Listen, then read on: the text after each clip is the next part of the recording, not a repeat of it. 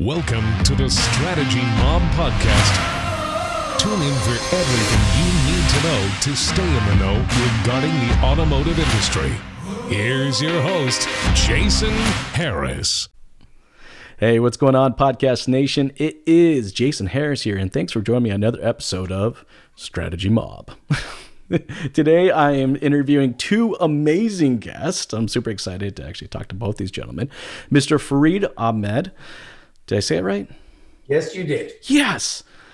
And then Kam Ayrom. I nailed that one too, didn't I? You did. You nailed it. Thanks, guys. I'm just warming up. I know my jokes suck here. Okay, fine. All right.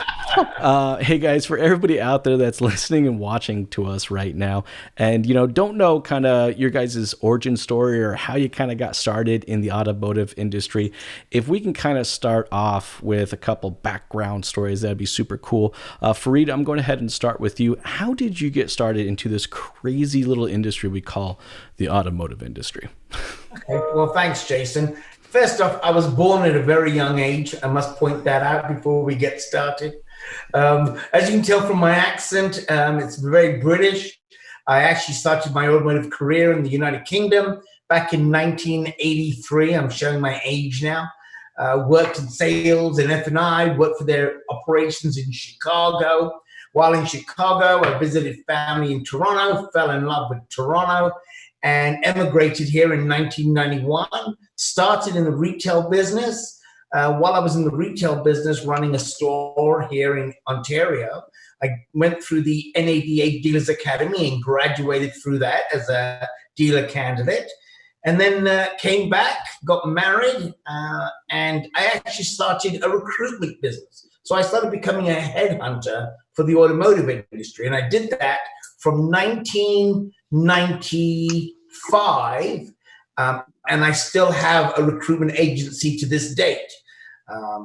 But during my process of headhunting, dealers, very good friends of mine, started asking me about, do I know if this dealership's for sale or if this dealership's available? So one thing led to another, and I started getting into the mergers and acquisition in 2012. And today we have North American-wide, about 35 members of our team. We sell about 40 dealerships a year. We've done 215 transactions since 2012, and we currently have 47 dealerships for sale across North America. That's a bit about me. That's awesome. Now, as far as buy and sells go right now, is it still kind of business as usual, or is there quite a bit of difference? Is everyone quiet right now? I guess that's my question. Jason, I think if you had asked me before the coronavirus, would I expect to be busy? I would have said no. I mean, it's going to shut it down. I can't tell. I've been jammed. My team's been jammed. Lots of inquiries. We've actually closed on 4 dealerships during this transaction. We've sold 7 during the coronavirus. So it's active. I anticipate coming out of coronavirus to be very busy. So yeah, it's been surprisingly busy. That's always good to hear. And I imagine with the additional amount of time on people's hands right now, is they can focus on kind of that buy sell, and not have to worry about the day-to-day operations exact same time. Yeah. That makes sense. Lot of people are, and I'm sure you're going to get into it, Jason, but a lot of people are looking at reevaluating their assets, deciding which assets to keep, which assets should they be acquiring. So I think this has given dealers a time to step back and just look at their overall entities. Some are thinking, well, this is the time to get off. And some people thinking this is a great opportunity to steal some businesses from dealers that are suffering. So that's the two ends of the spectrum, right? That is some pretty broad spectrum, but no, that does make sense. I mean, every market has, kind of both a bull and a bear in it, right? Yes, very true. Hey, Kam, your turn. You're up, man. For everybody out there watching, listening right now, and don't know that crazy origin story that is Kam Ayrom, what is that origin story? First of all, Jason, thanks for putting this podcast together, and thanks for having me. It's always great to join your show. Every time I've done it, it's been a blast. So for those of you that don't know me, I started back in 2004. I had a custom wheel shop right out of university. That's what I started. And it was a grind to get customers and get sales. It was truly a grind. And it came to the point that I thought, this is not the right direction for me. This is going to go south real quick. And I needed money. So I wanted to sell my own car. I went to a friend of mine who owned the dealership at the time. And I said, hey, man, things are rough. I need to sell my car. He says, all right, no problem. Leave it here, sign here, and I'll call you when it's sold. 2 days, this was a Wednesday. He called me on Friday. He says, come get your check. Your car is sold. And I said, that's it? That quick? He didn't negotiate on my price. He gave me what I wanted. And then I said, hey, things are good. Are you looking to, can I sell cars? He's like, sure, sell cars. So I started selling cars at a used car lot. I started in July of 2005. And he actually had a son who's older than me, and he used to work at a GM store. In 2009, he came to the store, and he would always make fun of us because we were a smaller car lot.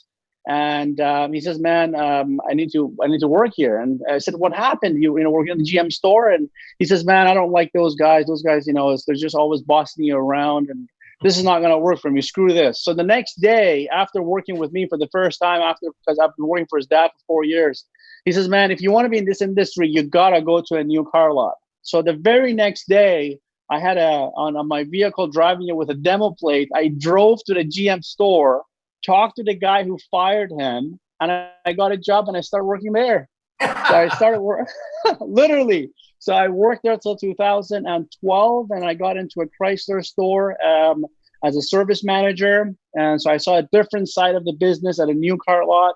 And I started really understanding the process. From there, I got into subprime, and I did that for 2 years. And from there, I really had a full understanding of the business from the used car lot side, new car lot operations. And from there, since 2014, I have been going to different dealerships and really providing consultation for sales, service, and finance department. In the last 3 years, I've been working for 50 plus franchise dealerships in BC, Alberta, and Saskatchewan, really trying to share and tweak their programs and processes from what I see from top performing dealerships.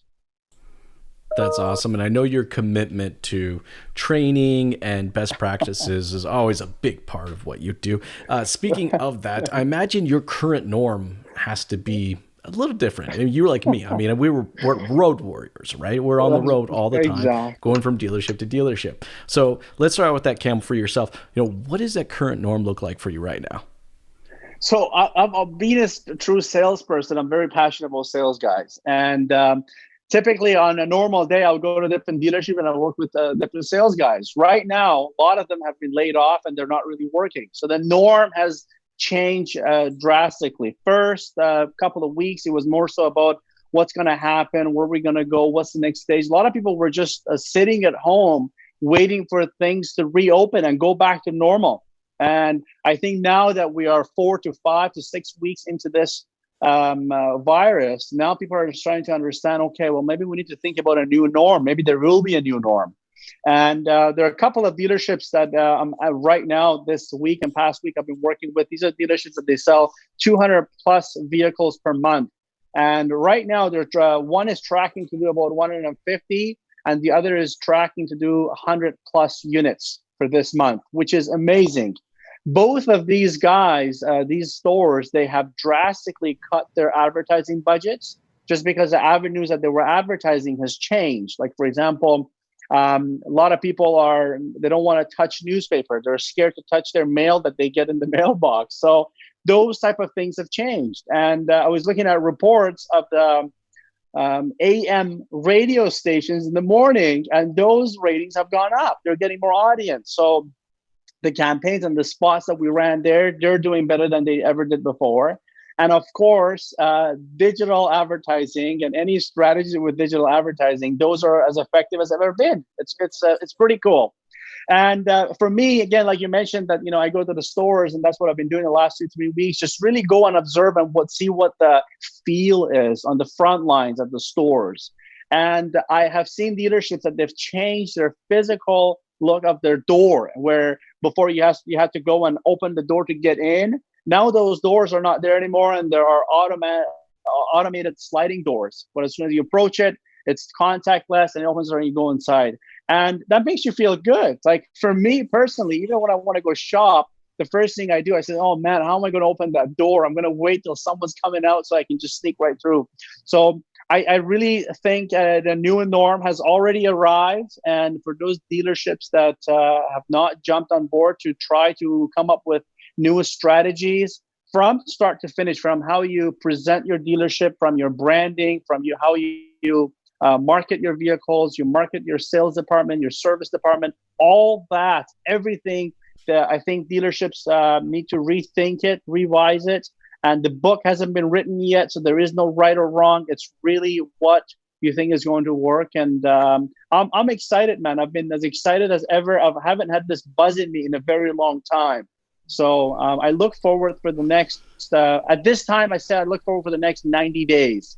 Yeah, no, I agree with you. I think the next 90 days are going to be super interesting. I mean, right? And I love the fact that you said, like, the book hasn't been written, which I think is one of the best things about this time frame. I mean, like, we can stay positive. I mean, there's enough podcasts out there and webinars that are focusing on the negative. We can stay positive for this one, right? But like, I do believe that there is a lot of opportunity here. I keep calling it the new norm. I actually had someone challenge me the other day and actually go, Jason, it's not new, right? It's just, it's what it should have been evolved to for a very long time. I mean, the concept of 100% online purchase or a touchless delivery, that's not a new concept. Like this, Carvana's been doing this for years. I mean, when I ran a BDC 15 years ago, all right, like we drop ship Corvettes all over the country, sight unseen. We drop ship them, people picked them up. So I think what it is now what we're actually doing is, as an industry, we're going to be forced to actually do our sales efforts and our service efforts the way the customer wants to do it, not necessarily the way that we want to do that, which I think will fundamentally change the kind of the design of the dealership. Cam, you mentioned earlier, how many employees do you really need? Floors have been flooded. I mean, we've used that term for many years, right? Like we just need another body on the floor. But now it's more focused on the process, not necessarily just having all these additional hands and bodies. And I think that's going to fundamentally change things. I'd like to hear your guys' thoughts on that, of kind of how you think that's going to change the look of the dealership. Farid, I'm going to start with you on this. How do you think, all this changes the look of the dealership moving forward? A lot of people talked about that. And look, I don't think anybody has a crystal ball, number one.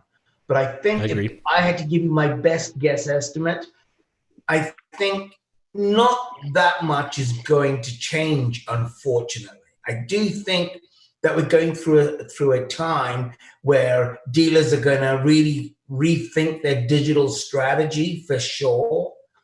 But old habits die hard, and I worry if we're going to look at this in our rearview mirror in 6 months' time and get back to the same old good old way of doing business.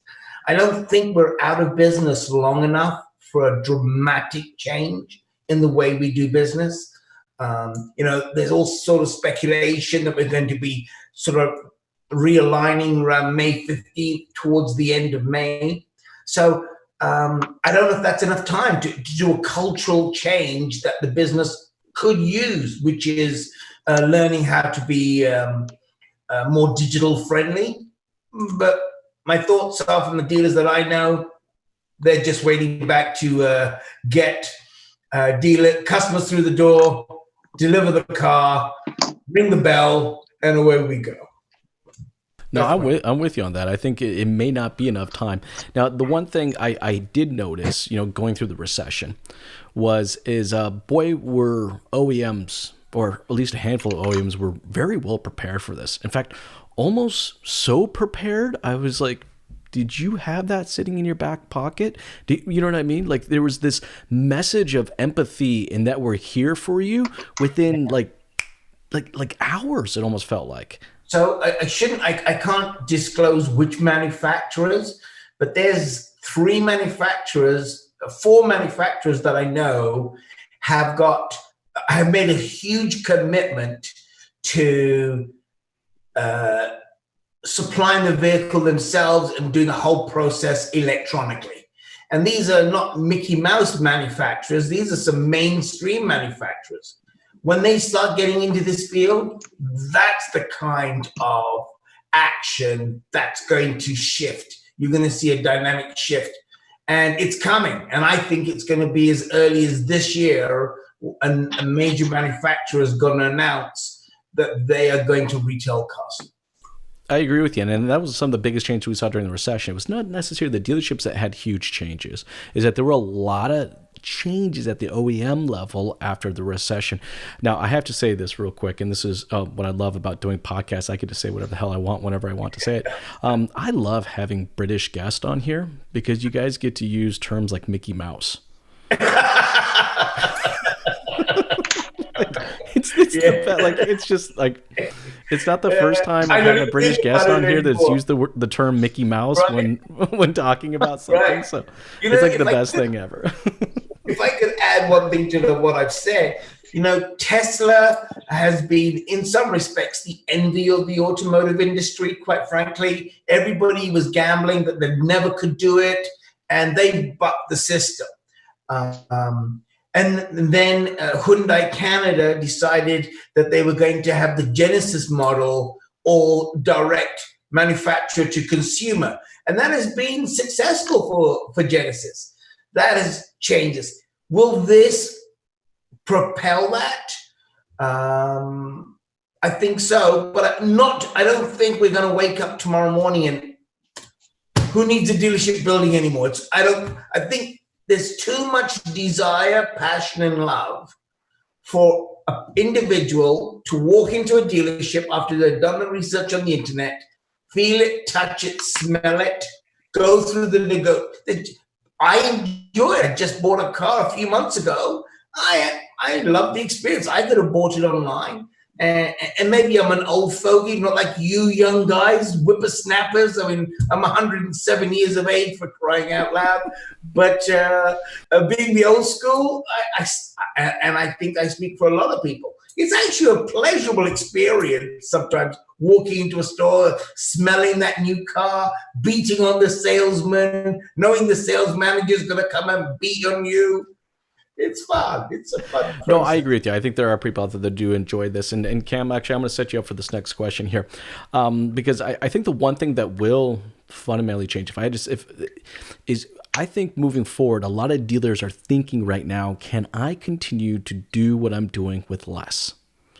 I mean, and also from a customer's perspective, I mean, look, I know customers, and even myself, I enjoy coming into the physical place, right? And I appreciate all the time, money, and effort and it takes to crafting out these big, beautiful buildings and these processes. But the fact that I have to deal with 4 different people, sometimes 5, to make a purchase, and I have to connect with someone, and then I got to reconnect with somebody, and then I got to reconnect with another person, and then another person. I'm like, is that really needed? From customer's perspective, and then from an operations perspective, do we really need that many people to process a singular transaction? Cam, what are your thoughts on that? It's very interesting that you say that. So, and Farid said, old habits die hard, and it's so true. So one of the things at the dealership that I'm sure we've all heard, if you wanted your store to sell 200 cars a month, you would need 20 salespeople to produce 10 each, and that's your 200. I mean, if you have 12 guys on the floor and you're expecting to sell 200, well, I'll tell you what, you're not on the right path. It's not going to work. But now in this era, that has completely changed. One of the stores that I'm working with right now, they're sitting at 72 units. They have done that with 4 salespeople and 1 sales manager. This never happened a month and a half ago, but it's happening today. And 1 finance manager. So the era is changing. Things are changing. I think a lot of the back and forth, like the 5 people process step that you got to go through, the salesperson, the sales manager, the finance manager, all that I think is going to be, it's going to, revolve. It's going to change. And of course, it's not going to happen overnight. It's not going to happen at every scale, at every dealership, in every town. But this is going to be a major shock. I think this is going to really change things going forward. We're going to have new, it's going to be post-COVID-19 processes. And we're going to have sales guys that are going to be coming to the industry right now that they will never know what the old way of selling cars was. I'm lucky enough that I used to be around when we used to advertise a newspaper. That was huge. I remember Auto Trader guy used to come out, even physically himself, take pictures and go make your ad and post it on newspaper. And when a customer came with a newspaper under their arm, if you were smart enough, you'd want to see which vehicles have circled around, and you'd know from there if they're going to be shopping or not. There are guys right now selling cars that they were never around during that era, because it's all been online for the last 10 years or 15 years. So I think those things will come into place going forward. And I already know dealerships that are doing their negotiation. It's funny, this happened last week at a store that I was at. They're using a platform, and the customer gets to negotiate on their cell phone and everything. The whole worksheet that you go back and forth that you sign, they're sitting there, they're sharing a link, and they just tell the customer, update your link, and they update it, and it's a new offer there.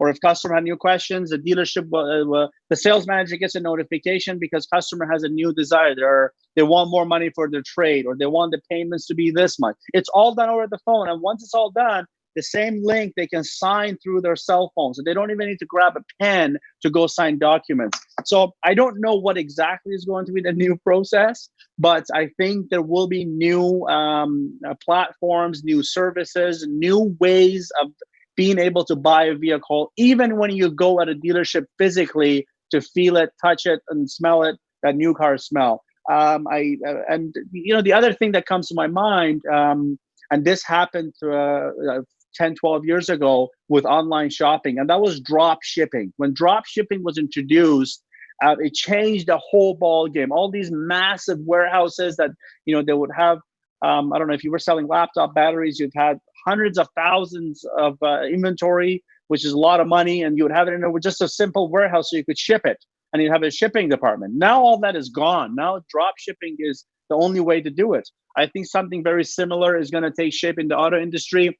Out here, in Canada and the States, ADESA is a pretty big source for dealerships to supply their vehicles and move their vehicles around. It's an auction site, and they have massive facilities, and they are running programs for the dealerships that if you are regularly running cars and buying cars, they will allocate 50 to 100 spots to your dealership. So you can leave your cars there, and with the way our sales team on the front lines are selling cars right now, it's more so getting the customer what they want, how they want it. The customer may say, hey, I'm looking for a short-term loan, and I want an SUV, and I want to spend about $300 max. And, we said, well, taxes, that okay, your budget is $500. That's what you can get. They don't really care if it's exactly the specific vehicle. They're open to different options as long as as a whole is a complete package for them. And what do the salespeople do? They go select a few options. They send off emails, pictures, walk around videos, and customers say, hey, I like this one. And now more so than ever, they rather the vehicle to be dropped off at their house, leave it there for 48 hours. If they like it, they like it. If they don't like it, dealership will come back and pick it up. I have seen lots of this. And sometimes, like Jason said, this is not so much how we want to do business because we lose control. However, this is what our customers want. And I think that's where it's going to go. Well, and I think we have to learn and figure out how to do it quickly, right? Yes. Like I said, I was saying earlier, I do enjoy going into the dealership, right? I bought my Nissan Armada this last summer, okay? The dealership is about 4.5 hours away from me. And, I went there one time, to check out the few used ones that they had. I picked out one. I asked them if I could do an extended test drive, because this was a pretty big vehicle, much bigger vehicle than my family was used to driving, so I was like, they're like, yeah, sure, absolutely. I did that. And then the rest of the actual negotiating the transaction, the F&I process, we did remotely. and then the vehicle was delivered to me. So it was a hybrid. I still wanted to go to the dealership because I still wanted to shake the hands. I still wanted to meet the person. I wanted to put, face to face. But then I was totally comfortable doing the girth of the transaction, remotely. And I find right now we're actually forced to have to do, 70, 80, 90%, if not only almost 100% of the entire transaction, depending on the province or state that you live in. 100% of it, from a distance, which I think fundamentally changes the way staff and the dealerships have to learn how to communicate. For in the past, we've trained for years about how to communicate with someone face to face. And then we spend a little bit of time about how to communicate on the phone. And then we almost spend no time training on how to actually communicate with an internet lead. Farid, I'm sure you remember before internet leads, you got the fax machine leads. Remember those? Yes, I do. Yes, I do. Faxing in credit applications. Oh my God. Right? We did everything. We did everything through fax. In the world at the time. Yeah. So it's not necessarily like a new concept. It's just the tech is changing, and the customers always kind of wanted to have this ability to decide how much of the transaction they do inside the dealership versus how much they do it on their own place.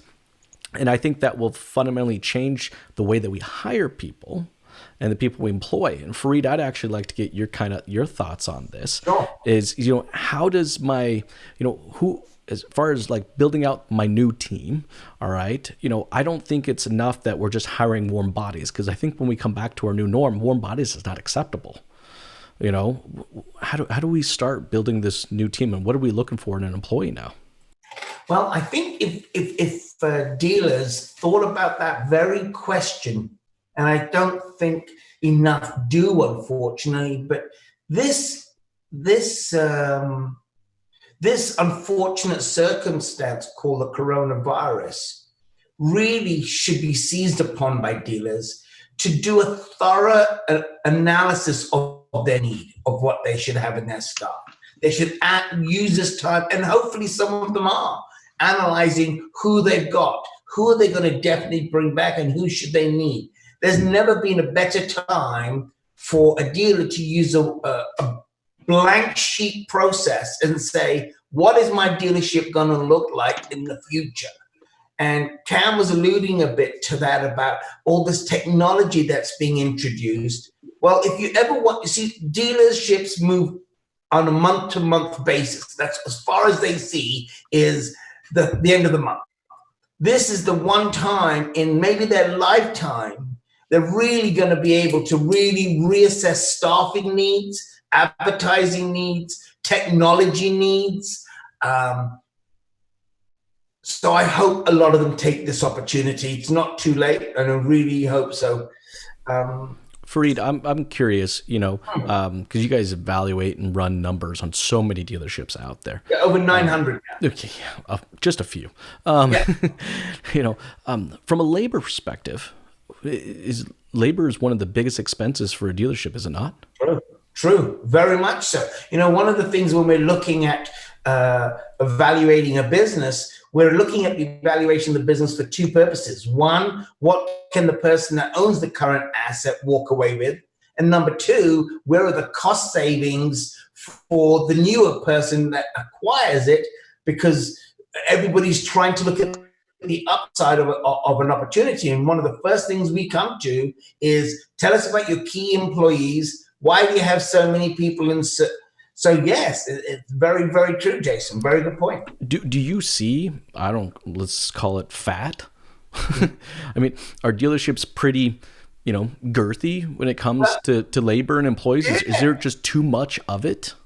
Well, what we call it in our industry is we go profit hunting. When we evaluate a business, we say, where is the hidden profit in your business? And that normally circles around such things as door rates. Do you have enough, as Cam was saying, enough salespeople for the ratio of the cars you want to sell and plan to sell? Is your F&I where it should be? So a lot of that circles around that issue. You're very right again, Jason. The doing more with less kind of concept that we were just talking about, I mean, how is that going to affect the way that we evaluate a dealership as far as putting a dollar on it? You know, we've been discussing this as a team. We constantly get together and review this. I think the changes in our evaluation when it comes to doing more with less is going to be, what are the minimums? What can you get away with? You know, one thing a dealer is very good at doing is they're very good at hiring people, and especially during times are good. When times are bad, they have a very hard time getting rid of people when they really should have done that a long time ago. So our process is all ratio based. How many technicians do you need per service advisor? How many bays do you have? How many hours can you sell in those bays? So it's all ratios. And we take the emotion out of it. And it's easy for me to say that. I don't employ 100 people and their families, but dealers, in the future of evaluations for us, it's all going to be about minimalistic value and expenses in a business. And I think the dealerships that have done that are the ones that are doing okay, and they're going to get by right now. And the ones that Correct. didn't practice that are truly struggling. Okay, guys, that's a good segue kind of into my next topic here. And Cam, this is more for, I'm going to start off with you on this, is from a messaging perspective. Okay. The messages that we share with our employees, the messages that we share with our customers, I'm finding kind of dealerships at kind of a standstill when they're figuring out like what message should they be sharing right now, and what messages should they be preparing to share. Cam, do you have any thoughts on that? Absolutely. I think one of the biggest things when you work at a dealership, when you're running a dealership, is to give your team and employees a clear message as far as where you stand. I think with this scenario that we're having right now, no one really knows the clear answer. However, the fact that to make it clear that, hey, we acknowledge this is what's happening. We know that we had to get rid of certain positions. We used to have these many finance managers on duty. Now we have half. We used to have 4. Now we have 1. So I think it's very important to have a clear message as far as, hey, we don't have 4, we have 1, but we are going to save a deal every morning. Instead of doing it every Tuesdays and every Fridays, we're going to do it daily to ensure that your deals are being looked after and nothing is going to fall off the crack. It's to ensure them that, yes, we are running with fewer employees, but the job is getting done. If you have a customer who's looking to buy a car, every step will get done. The first week, I had stores that they were selling cars, but they wouldn't detail because they didn't have any detailers to detail the cars. And the salesperson will say, well, it's not my job to go and wash the car. I mean, they will go ahead and do it just because that's what salespeople do. They get it done. They want to get that commission. But I think it's those things that it's important to have a clear message that, hey, this is our plan. This is what we're doing for the next 2 weeks, for the next 10 days. And I think the clear message as far as where the dealership stands as a team is very important for the core confidence of the team and their demeanor.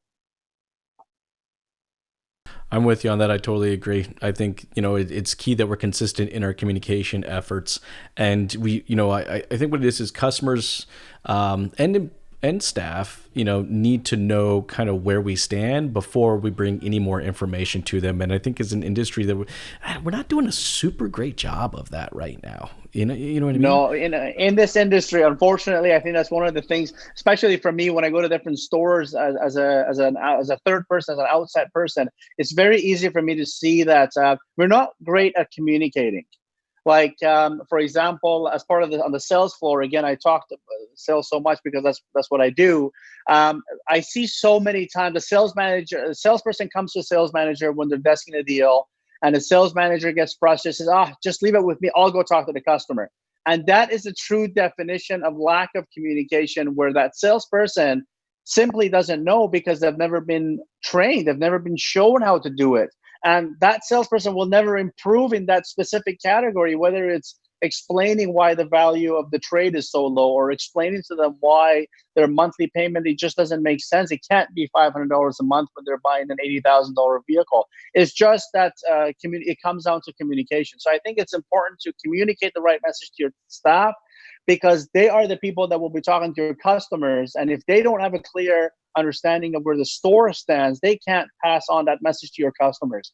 And I think that's really important. If you explain to your customer, hey, this is how we're going to practice social distancing when it comes to buying a vehicle, with confidence, then the customers feel more confident that, hey, this is where I want to do business, because they have processes in place to make me and my family comfortable as far as coming into the store and looking at a vehicle and test driving and buying. So I think a clear message is a very important subject and topic to talk and also share within the store's culture. No, I'm with you, Cam. I think we need to lead with the process first before someone even wants to hear what we have to offer. Hey, Farid, I've been speaking to a lot of dealerships, lately, a lot of dealer principals, and I have a fair amount of them that, the idea of selling their dealership is becoming not such a small idea, but now more of a bigger idea. They've gone through now a couple of these ups and downs, and the stress is building, and I'm getting a lot of not everyone, but I'm getting a handful of what the hell am I doing? Why am I doing this? Is there something else I should be doing here? Right. Right. So for the dealerships out there they're in that place, mentally, right, and thinking about entertaining the idea of selling their dealership, maybe more so now than they have in the past, what advice would you give them right now? I think the first bit of advice, if somebody spoke to me today and said, I'm really reevaluating whether or not I should be in business anymore, I want to keep my business, I'd say today you should look at selling. Today is not a good time to think about selling your business. But I would say in 6 months' time, it would be a very healthy conversation. During those 6 months, Farid, what should they be doing to prepare? Because I find that sometimes people think that a sale, the idea of selling happens, and it's just okay, I'm going to sell my dealership today, but it's not like that. There's actually a process. Yes, very much. That should actually be followed. What would you recommend, for someone who may be closer to that edge of saying, yes, I want to entertain it. Right. What are the things I should be doing to prepare for the next 6 months? Well, I ask dealers a very simple question they can relate to. Is your dealership a clunker that really needs to go to the scrapyard, or is yours a hidden gem? They'll normally always say, my dealership's a hidden gem. Right, well, we're going to have to get it into the workshop.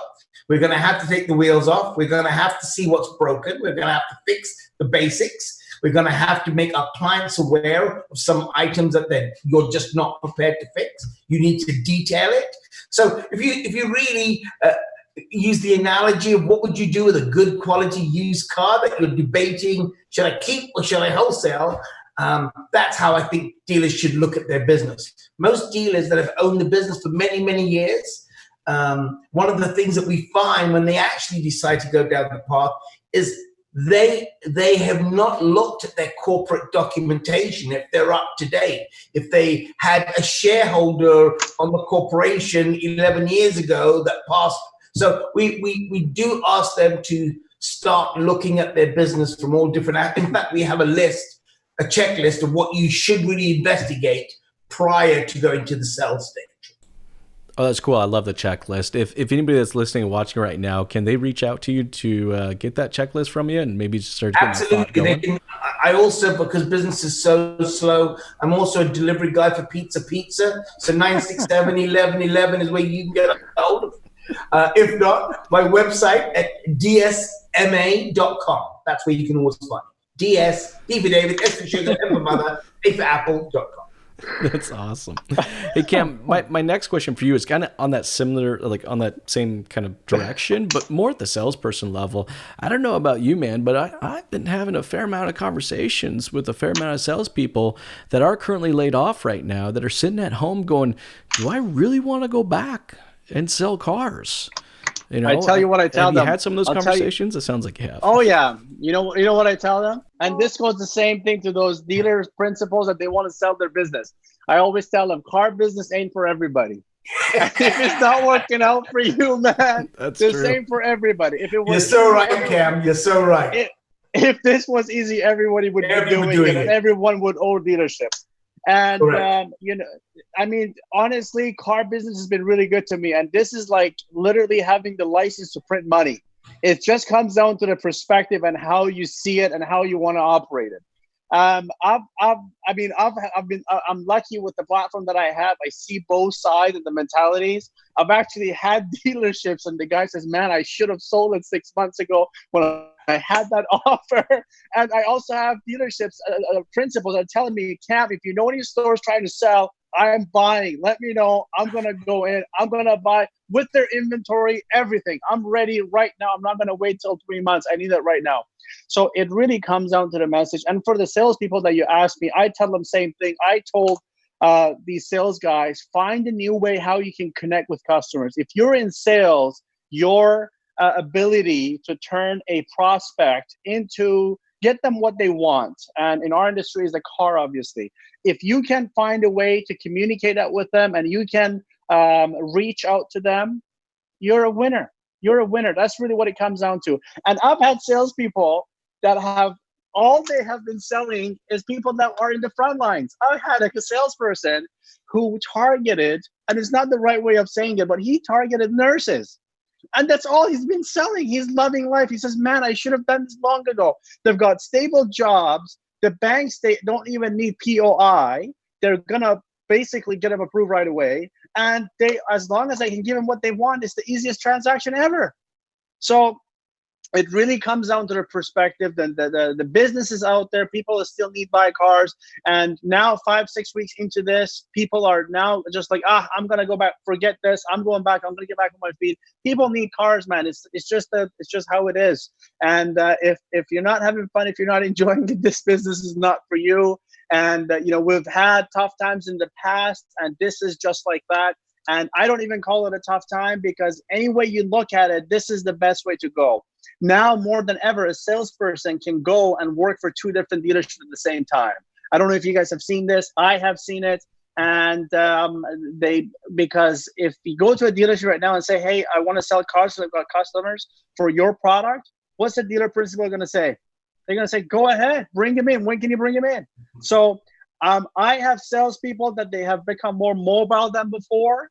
And truth of the fact, and this is fact, their personal relationship has gotten better because they're spending more time at home with their family and loved ones. Wow. So it's just, and this is the truth. That totally makes sense. But, you know, look, we've always kind of talked about this in the past, where it's like either you're solid at prospecting or you shouldn't be in this business, you know. But I do think there's a fair amount of percentage of salespeople out there that just relied on what was coming through the door and never took that time to create their own community and generate their own opportunities. And I think what it is what's that? The cream will rise. I think that's what we're going to see in salespeople here. Yes. I think at the end of this, when we come back into it, there's a lot of salespeople that won't be coming back to work. And then there's going to be a lot of people that are going to be coming back, you know, to your point, Cam, the buddy that's just like you had that was like already like it didn't take him any time at all to figure out a prospect strategy. It's like, oh, I know who I'm going to talk to. I know who I'm going to target, right? Hey, guys. I'll give you one more. Sorry, I'll make it the last one. This was the last one on strategy. Again, this is a true fact. So I'm always huge on telling sales guys, when a customer visits you at the store, right after they leave, before their vehicle pulls out of the driver, send them a text message and say, "Hey, thank you for making time to come see me." I'm a huge fan of that. I'm a huge fan of thanking them or reminding them that, you know, they're important to you as a person. Call them on their birthday. If a simple phone call, "Hey, this is Cam, just called to wish you happy birthday." Those things are important. I've had guys in the last 2 weeks, they have insured a vehicle at the dealership so they could go to the customer and do their groceries for them. Wow. Don't want anything out of it. You're my customer. Thank you so much. Right now, business is slow. I can't do much. But hey, I'm still coming to work. The work has given me a vehicle for this purpose. And if you need groceries, call me. I'm going to go pick it up, bring it, drop it off for free whenever you want. And so this guy, because of the reaction, he is in the happiest mindset ever. He's loving it because everyone's thanking him. People are tipping him. And it's just opened up a new door. And at the end of the day, he still sells cars. He still sells cars. I think that's absolutely awesome. And I think those are the opportunities, right? Like I said, I mean, there's a lot of negative things going on right now, but we can look for the positive. We can look for the opportunities. And it's a huge opportunity now to connect as salespeople or as dealerships, to connect with our community of customers and our staff. I think that's a great way for kind of to end this this podcast. But before we go, I get to do my favorite part of the podcast and give you guys both an opportunity to tell the world what is pissing you off. Farid, I'm going to start with you. What is pissing you off? I'm assuming you're talking directly related to our industry. But I think at times like this, from my perspective for the economy, if there is one thing that concerns me, and I don't think as much pisses me off, what concerns me is that banks may tighten up their lending quite severely, which is going to have a knock-on effect. And where I'm concerned is where the banks fall on this whole coronavirus directly related to the automotive industry. I'm not talking about lending money for financing or leasing a vehicle. I'm talking about for a dealer that wants to sell their business for $10 million. Is there a bank that's going to be brave enough to back a buyer during these times? So I would say my concern is, what is the banks going to do after the coronavirus? That's a good point. I mean, we saw the same thing happen right after the recession too, where the banks just kind of they just suck themselves into like a turtle within their shell, and they're like, nope. And that has such a bad knock-on effect. It really does. It does. It's a domino effect that just it affects way more than just the dealership as well. 100%. That's a good one for you. All right, Cam, you are up, sir. What is pissing you off? What's pissing me off is those dealer principals, sales managers, salespeople that are sitting at home and waiting to hear, let's come back to work, things are back to normal. That really pisses me off to the core. It's never going back to normal. If that's what you think, you're a fool. Go get a job somewhere else. This isn't the job for you, and get out of it. Leave the space for some good people that want to get in the industry. I love it. Straightforward, direct. There you go. Coming from that place. That's right. Hey guys, for everyone out there that's watching and listening right now and would love to connect with you gentlemen and kind of follow along, learn more about what you do, what is the best way to do so? Farid, I'll start with you. Again, my website, dsma.com, or my cell phone, 416-844-5581. It's 24/7. It's surgically attached to my hip.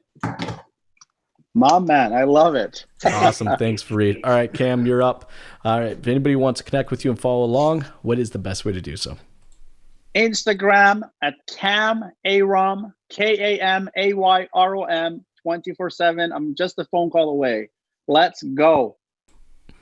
Awesome. Hey guys, thank you so much for your time today. This was a blast, and I'm glad we were able to connect and do this. Have a good one. Jason, as I said to you when I saw you in Las Vegas, buddy, keep up the great work. You really inspire people. You keep people engaged. And as Cam says, it's all about information. So kudos to you, man, keeping the industry informed. Good for Thanks, you, man. I appreciate it.